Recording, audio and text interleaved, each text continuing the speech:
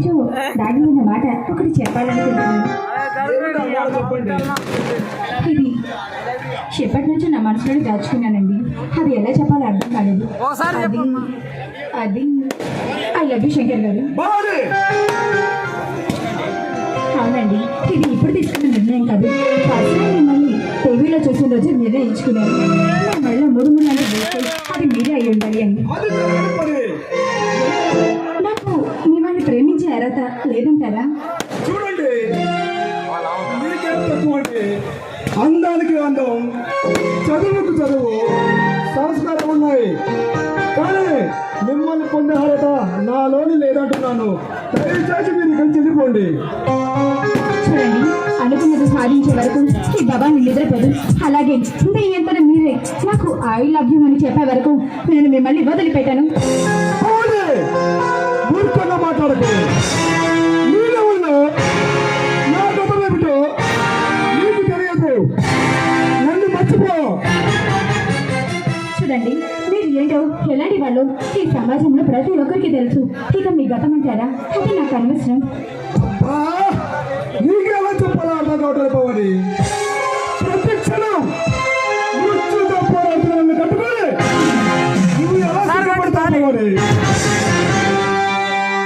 అంటే ఏంటండి మీ ఉద్దేశం?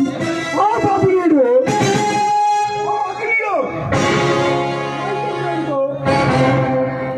వాళ్ళ కళ్ళు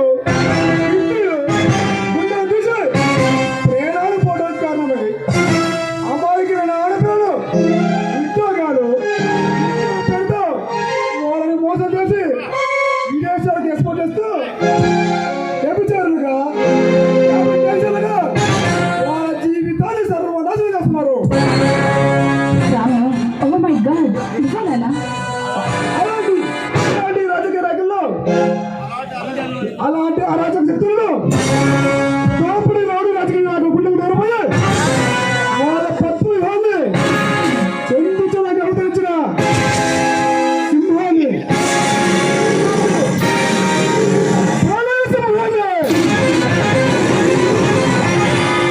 అందుకే వాడి ప్రేమ పెళ్లి పొందడానికి చాలా దూరంగా ఉంటున్నాను. చూడండి, ఈ సమాజంలో ఉన్న చీడ పురుగుల్ని వేడి పడేసినంత మాత్రాన మీరు ప్రేమించకూడదని ఏ చట్టంలోనూ లేదు, పెళ్లి చేసుకోకూడదని ఏ రాజ్యాంగంలోనూ లేదు. కానీ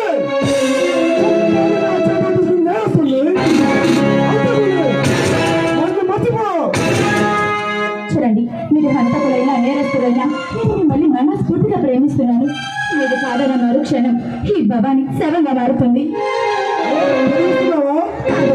జరగబోయే వాస్తవాన్ని చెప్తున్నాను. అవును శంకర్, నా ప్రాణం మీరు, నా ఉనికి మీరు. మీరు లేని జీవితం నాకు వద్దండి.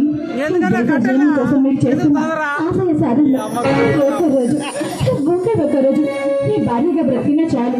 ఏమంటారు? సంతోషం పోవాలి. నా అదృష్టం కాదండి, మిమ్మల్ని పొందడం నా అదృష్టంగా భావిస్తున్నాను. శంకర్.